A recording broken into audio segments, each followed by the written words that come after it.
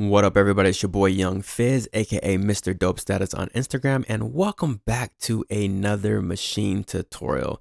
So today I want to expound on some ideas that I had mentioned in my previous video called Maschine Overview for 2021. All right, so that was an update, and I mentioned a lot of things, but there's a few things I just really want to talk about and focus on today's video. So I'm gonna go ahead and do that just now. So before I get into the video, I need you to go over there, hit that like button, hit that subscribe button, and don't forget to turn on the bell notifications so whenever I drop a new video, you'll be the first one to be notified. So without further ado, let's go ahead and get into today's video. All right, so the first thing I want to talk about is the grids here, but more specifically, I want to go ahead and get into the performance grid. So this is going to be something that you may use for a live setting when you're performing on the fly if you're using the ideas. So let's go ahead and turn on the grid here, which is going to be the performance grid. And right now, as you can see, I have it off. So right now, I'm going to go ahead and do it by section. So let me go ahead and show you guys what this means. So I'm going to go ahead and go over to my ideas view by clicking this button here. And now I'm in my ideas view window. All right, so let's say, for example, I'm trying to build a beat here. So I got my intro. I got my build, which includes the bass. I got my verse that introduces the drums. And I got the hook that introduces some claps. All right, so that is my sequence there. But let's say, for example, I have my build playing, right? All right, so when scene is selected here, that means it's not gonna go to the next scene until the current scene completes. So let me go ahead and show you guys what that looks like here. So I got my build playing, which is the bass. All right, and now I want you guys to really watch this right here. Watch C1, the group C1 with the bass. Notice how this is playing right here. I'm gonna go ahead and switch to the verse. Notice how it didn't switch. Now it switched. Okay, so that's what that does. So basically when this scene is selected, that means it's saying don't basically play until my current scene is done. Now we can go back and say, for example, that we want it to be off. So that means when I select verse, it's gonna snap right away. So let's go ahead and show you what this looks like. Now let me go ahead and select intro, verse, build, hook, verse, build. So notice how it snaps right away, and that's what that pretty much does. So like I said, again, it's mainly used for when you're on the fly and performing and stuff like that. The next thing I want to go ahead and get into is this button here, which is very, very useful for editing. And it's the Playhead Follow button here.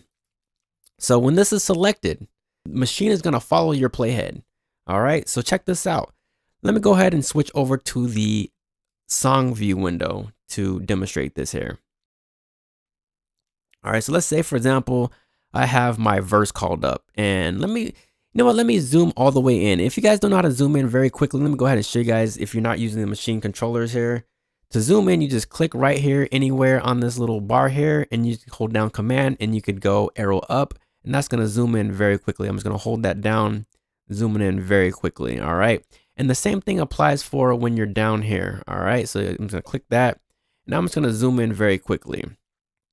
So right now, notice how the selection is on. So when it's on, it's gonna be highlighted here, all right? So let's say, for example, I'm at bar number 4. All right, so now when I go past the screen, Maschine is gonna follow wherever this playhead's at. So let me go ahead and show you guys what this looks like.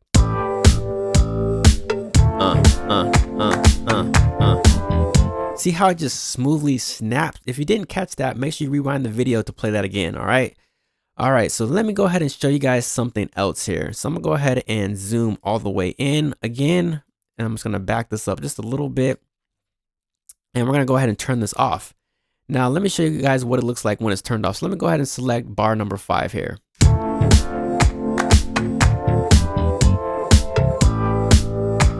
See how it's not snapping? So definitely when you're editing, this is something that you want on. So make sure you turn that on when you're editing. So let me go back to bar number 4. And look how it just snaps very smoothly. All right, so it just works, and that's what I love about this little button here. And like I said again, that's the Playhead Follow button there.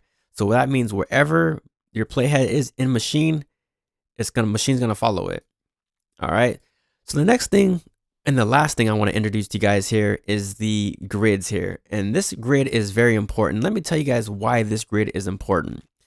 Because when you're arranging your beats, I don't know if you noticed, but when I click, say for example, I want to click like maybe in here somewhere. Notice how I can't click just in between anywhere.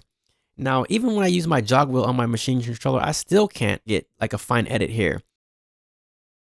And why is that? That's because my grid is select to bar. Now, if you change this bar to, say, for example, 16th note, you can get a finer resolution.